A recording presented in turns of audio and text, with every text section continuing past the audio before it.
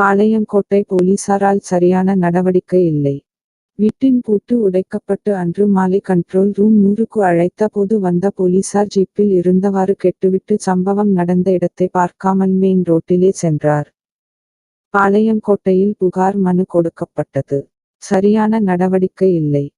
சுகுமார் கலெக்டரிடம் கொடுத்தும் இதுவரை மீட்டு தரவில்லை.